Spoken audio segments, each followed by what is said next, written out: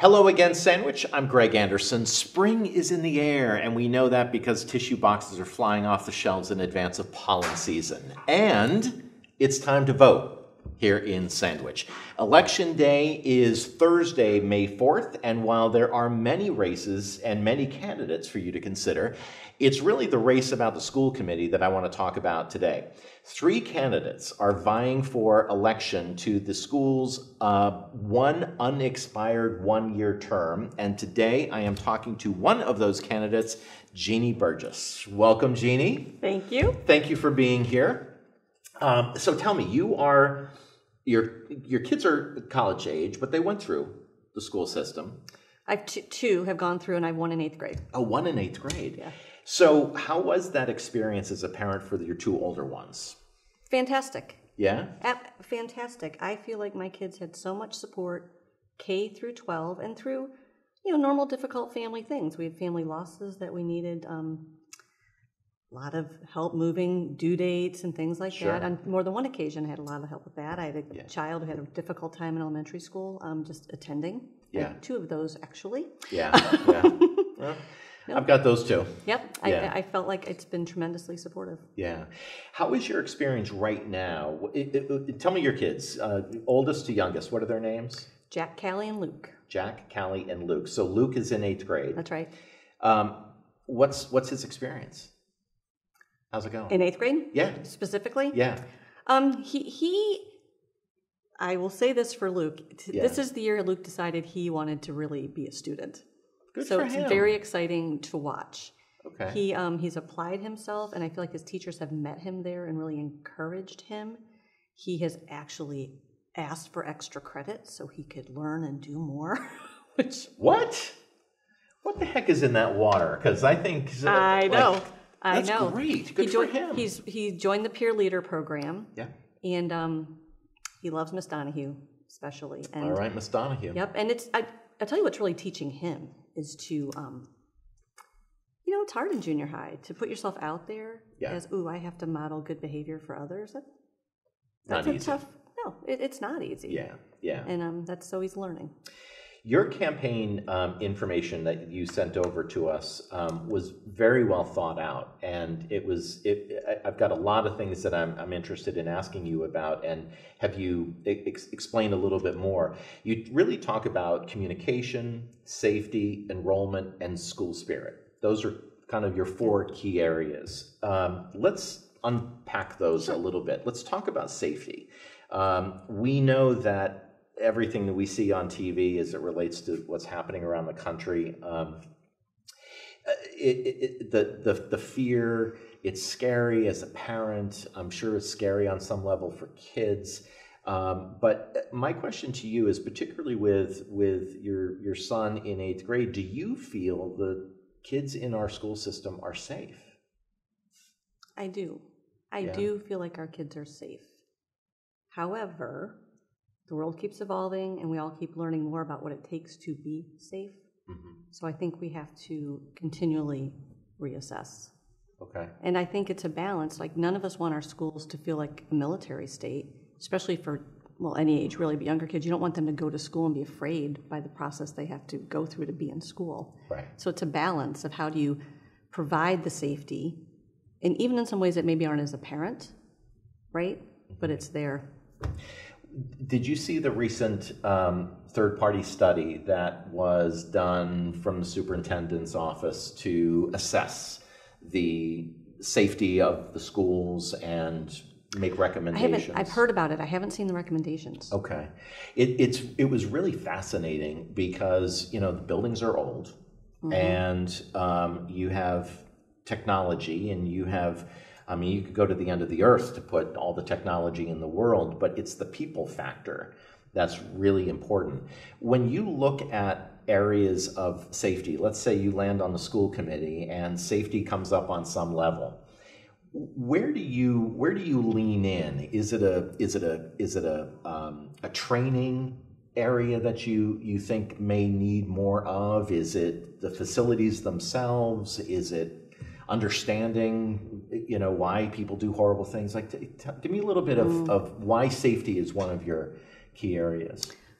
Well, One, because it is my career background. I am a certified safety professional, so I have a lot of training in it. Yeah. One of the things we talk about the hierarchy of controls, when you're trying to minimize a risk, you focus first on one, can you completely eliminate it? We live in a world where there's people, we can't eliminate it. Right. And the second one's always engineering.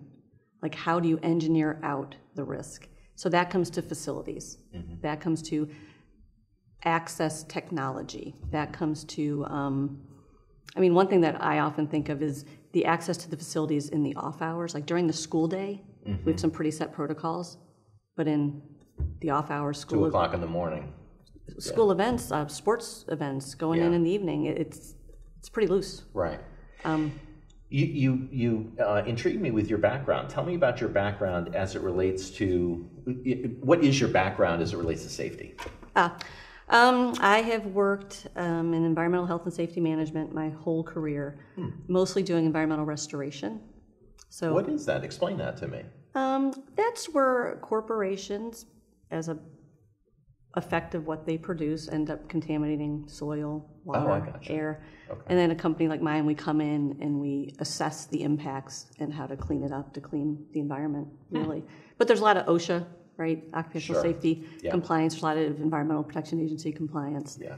And then, and along the way, like I've had responsibilities for high-rise building security, everything from threats to fires. Yeah. Right. That's been part of my background. Interesting. Let's talk about communication. There's really two areas of focus as I see it. One is kind of the push of necessary information from the administration to students and parents, families. The other is really promoting accomplishments. And you had said, we've got the accomplishments, but we don't have the buzz. Explain the former to me. Can you give me an example of where you think the administration is maybe missing the mark or could do better as it relates to that push of information and communication to students and parents? Just like the day-to-day. The day-to-day. Yep. Well, I can say as a parent, right, and I've been through this for years, and I'm pretty sure I'm not alone in this. I feel like the outlets of communication are so varied, and I honestly can never figure out which communication goes to which outlet. On one way, it's good. We want to use lots of outlets, right, to reach all different people. But it's good to know which kind of information would be put where. Is it the school website? Is it Twitter? Is it an email from the principal? Is it, I as a parent, I'll catch wind of something, then I have to go look everywhere and try to find it. So it's almost as if there's so many venues, so many channels, I guess I should say, that you feel like maybe I'm missing something. If I'm reading the email, is there something else on the website, or you might be missing it? Either one. Interesting. Yeah. Either direction. How would you change that? How does that get addressed? Well, what I would like to see, honestly, and I think about it, I'm involved in a lot of corporate communications and strategic communication. I would like to see iteration of a communication plan that literally goes through what are the elements that we need to communicate, who's responsible for communicating them, where are they communicated, and I think we should put each one in multiple places. Yeah. I think one mistake we make with communications, we say, well, I put it there, I communicated that, but that was to one place, to one group of people. Right. So I would really like to see a structure. I'm a process person. I would like to see a structure built where we identify the needs, how we're going to do it, who's accountable, and then we track it. How do you get on the issue of getting people to learn what's happening, kind of on the more global thing? How do you get parents to school committee meetings? How do you get them to? As a parent, you're very linear. You're thinking, I've got my child, I have these issues. This is but while your son is in 8th grade, there's a lot of stuff going on in the high school that's really cool. How can the school kind of get that buzz that you're talking about? And maybe how is too hard of a question. I'm going to sound a little bit like a broken record because I'm going to keep coming back to the communication plan. Truly, there's so many ways we disperse information, and this might sound funny to some parents, but your kids sound. How old are your kids? 20 and 24. Yeah. Remember when there was a time when really most of what you needed to know came home in the backpack? Yes. Right, and you had all the papers. Yes. And it was, we needed to change that. We needed to go green and use technology, but you basically had what you needed was sent to you, right? Yeah. And now it's not. We have to go find it. Yeah. So I don't have the answer of the best way to get people to school committee. I don't. But I believe part of that answer is having a better overall communication plan. Like, I mean, this is just a silly example, but if you hopped onto the school website, which they've improved, like the high school, it's been so improved, and last year they put a lot of work into it. It's much more clear. It's great. I mean, but you put trailers that run across top of the website. School committee meeting, date and time. Yeah. Then you change that for the next thing that's happening. Right. Right. That's how you do a lot of marketing and promotion. Yeah. People hop on looking for an email, and that's what they see. Let's talk about enrollment. Let's. All right, let's do it. Give the district a grade on how you feel it is being addressed by the current superintendent, the general administration, school committee. Give it a grade and tell me why. Okay. I'm not going to grade those groups individually, but across the board, I think I would give it a B minus. A B minus? B minus, okay. Maybe. Why? Well, the basic facts of the matter are our enrollment's down. It keeps going down. And more the concern that we're losing people in our own community. So, and I always want to be really clear. I am for school choice. I'm not trying to shame or judge anybody. It's a very personal family decision. I just would like our sandwich schools to earn the choice of more people. How can they do that? Again, I'll sound like a broken record. I think a lot of this is communication. I view the communication piece as what you were saying, like just logistical, but as a strategy, like as a strategy for engaging your community, as a strategy for promoting your accomplishments, as a strategy for building that buzz. It's not just hey, it'd be really nice if we had better communication.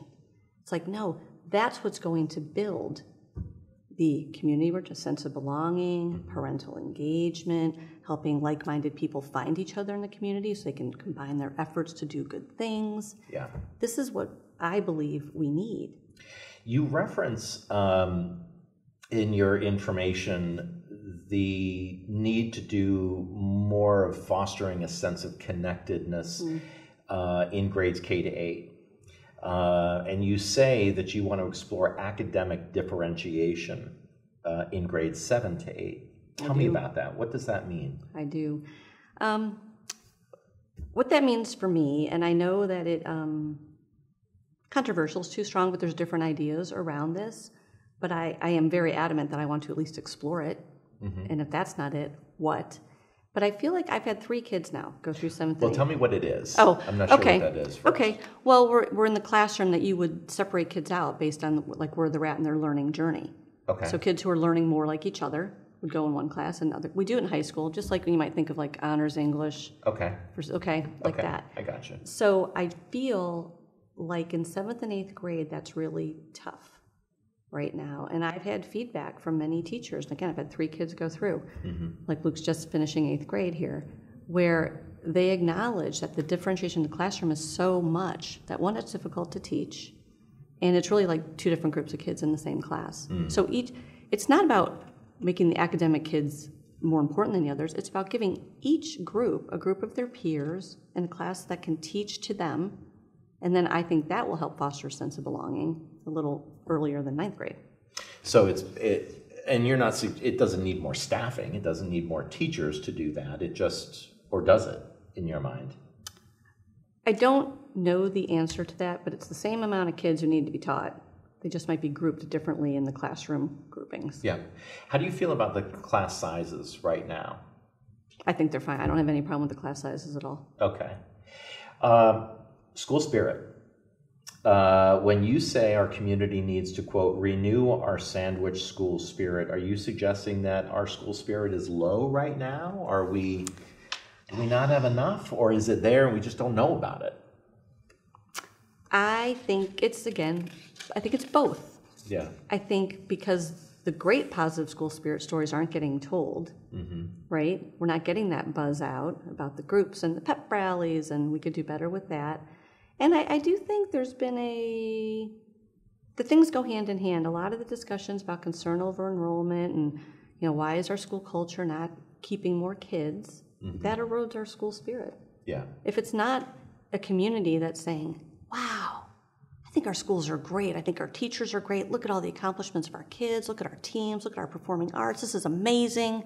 Another good news story again. Let's keep it going. Yeah. I think we've lost something there, and So you're connecting school spirit to enrollment on I am. one level. I am. How do you address that?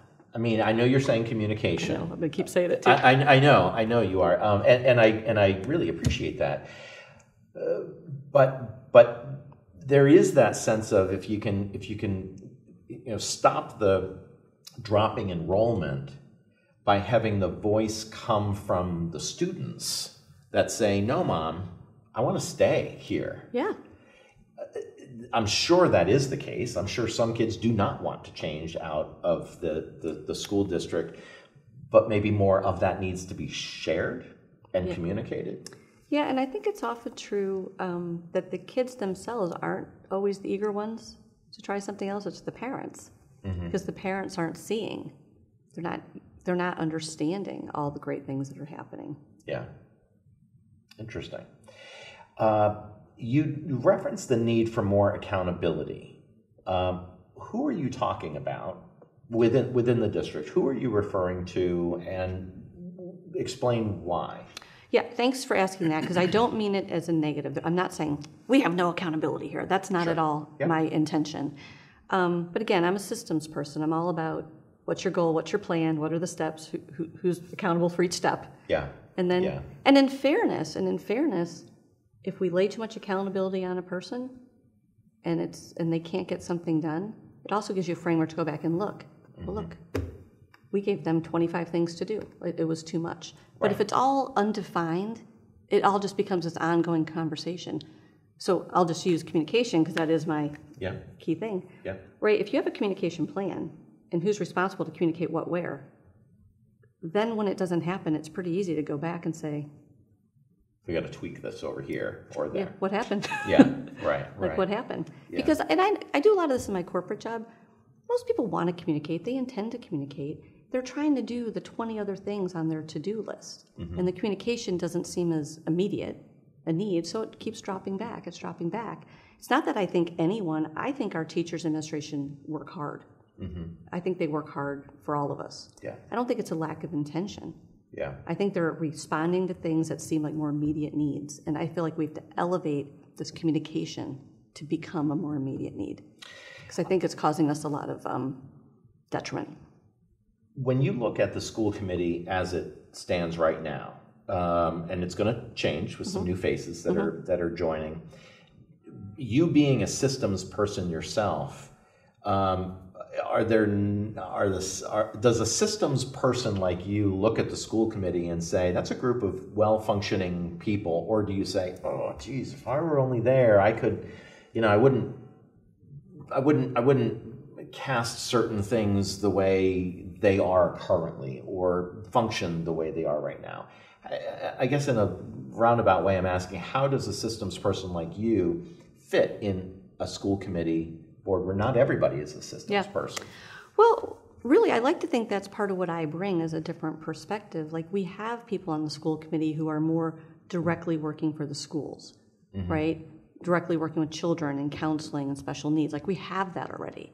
So my thing is I feel like I can just bring a different perspective and that those two things can work great together. All right.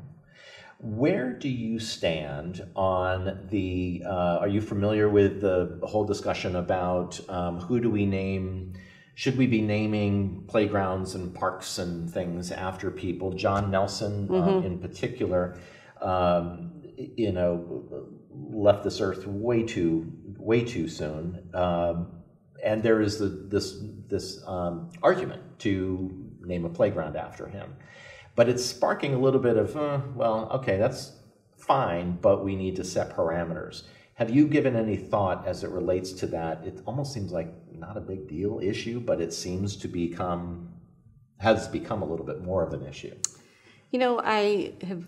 I watch the school committees on replay. I don't always go in person. I watch them on replay. So I've heard some of the discussion. In fairness, I don't have a strong opinion. I don't understand the counterpoint. Maybe you can tell me what the counterpoint is. So on the face of it, I think it's lovely to name things after people. I think it builds community. I think it's honoring and respectful and builds things through the generation in our town. In general, that's how I feel about that. But I don't understand the specific counterpoint, so I'd have to really understand what that was to have an opinion. How do you approach a budget process? This budget here for the school system is the biggest in our town. What's your opinion of how our budget is, what our budget is right now, and that process going forward? I don't have an opinion on the size of the budget. It doesn't strike me as an inappropriate size, if that's what you're asking. I'm not sure. I do think a budget, well, I'd say two things. I feel like our primary role is to educate.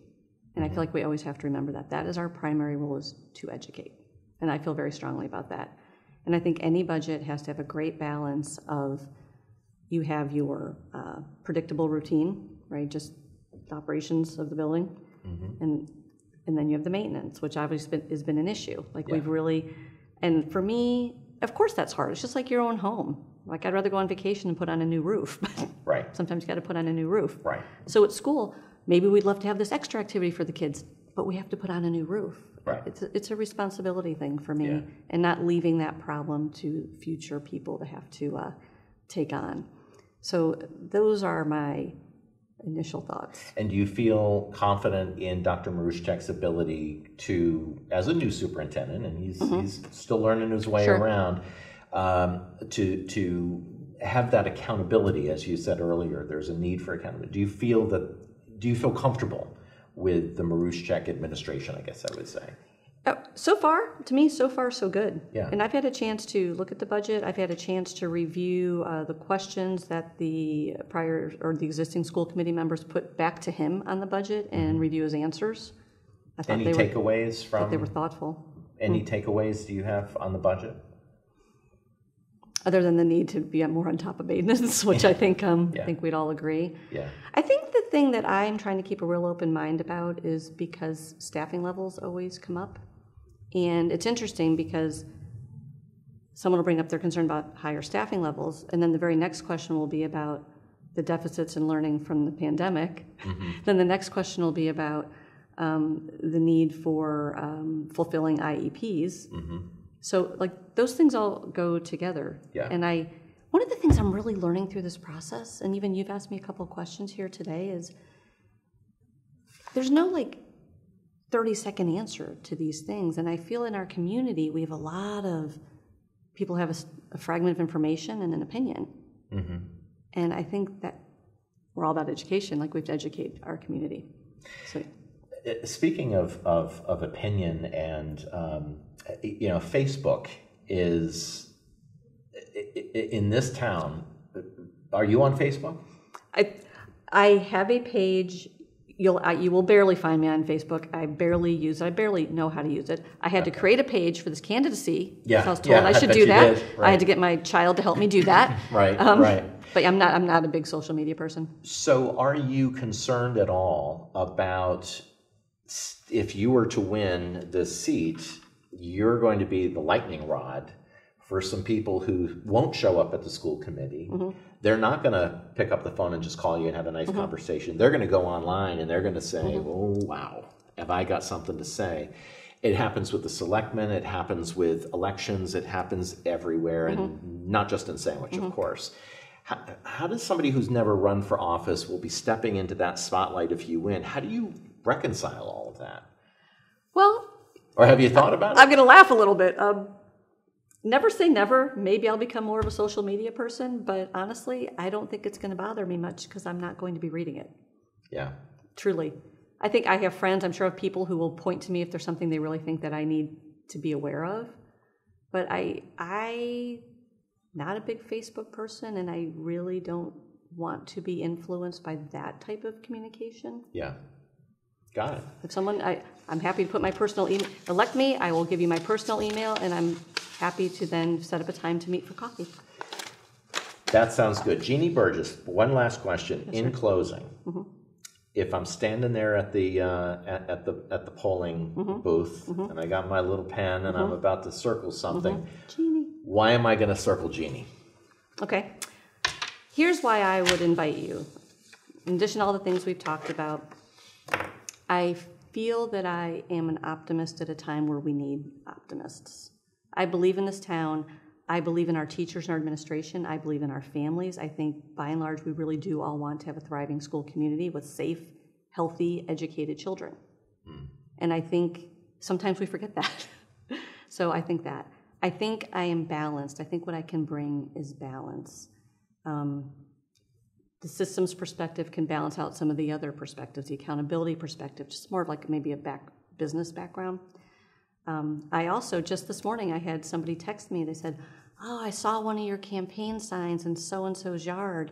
Like, he leans pretty far to the whatever." And I was like, Now, Yeah. this friend of mine, I've known them for years. I don't even know what their political leanings are. I don't have a political agenda. I'm not interested in a political agenda. I'm pretty much a centrist in most ways. Yeah. Yep, I'm a deal maker, and I'm pretty direct in my communications. Okay, we're going to end on that word because that has been your theme, communications. Jeanne, thank you so much for being here. This is very interesting. I am a systems person myself, so I understand and appreciate a lot of what you're saying. Look, it is May 4th. That is your opportunity to vote. And of course, if there's still time, you can mail in and you can vote ahead of time. But this is an important race, and I hope this has been helpful, another perspective for you to learn a little bit about who you may vote for. I'm Greg Anderson, and I'll see you soon.